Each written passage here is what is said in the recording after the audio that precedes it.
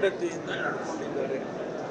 ಅದಕ್ಕೆ ಒಂದಷ್ಟು ಪ್ಯಾರಾಮೀಟರ್ಸ್ಗಳಿರುತ್ತೆ. ಅವ್ರನ್ನೇನು ಒಂದು ದಿವಸದಲ್ಲಿ ತೀರ್ಮಾನ ಮಾಡೋದಿಲ್ಲ.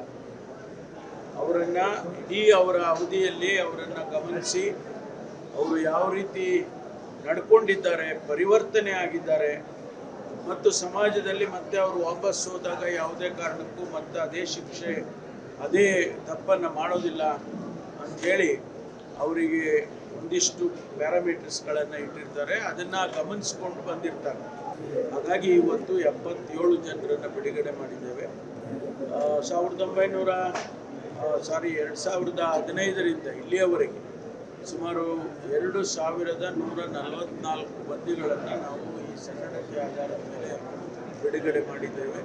ಅವರೆಲ್ಲರೂ ಕೂಡ ಸಮಾಜದಲ್ಲಿ ಒಳ್ಳೆಯವರಾಗಿ ಜೀವನವನ್ನು ನಡೆಸ್ತಾ ಇದ್ದಾರೆ. ಈ ಕಾರಣ ಇಷ್ಟೇ, ಹೆಚ್ಚು ಜನ ಬಂದು ಅವರ ತೊಂದರೆ ಮಾಡ್ಬೋದು ಅನ್ನೋ ಕಾರಣಕ್ಕಾಗಿ ಅವರು ನಿಮ್ಗೆ ಗೊತ್ತಿದೆ ಸೆಲೆಬ್ರಿಟಿಗಳನ್ನ ಜನ ಎಷ್ಟು ಮುತ್ಕೊಳ್ತಾರೆ ಅಂತ. ಒಂದು ಹಂತದವರೆಗೂ ಸೇಫ್ಟಿ ದೃಷ್ಟಿಯಿಂದ, ಸೆಕ್ಯೂರಿಟಿ ದೃಷ್ಟಿಯಿಂದ ಮಾಡಿರ್ಬೋದು. ಆದರೆ ಪ್ರಯಾರಿಟಿ ಕೊಡೋದಿಲ್ಲ ಮತ್ತು ಊಟ ಉಪಚಾರದಲ್ಲೂ ಕೂಡ ಯಾವುದೇ ರೀತಿ ಪ್ರಯಾರಿಟಿ ಕೊಡೋದಿಲ್ಲ. ಅದು ಅವರಿಗೆ ಬೇರೆಯವರಿಗೆ ಏನು ಊಟ ಕೊಡ್ತಾರೋ ಅವ್ರಿಗೆ ಅದೇ ಊಟ ಕೊಡ್ತಾರೆ.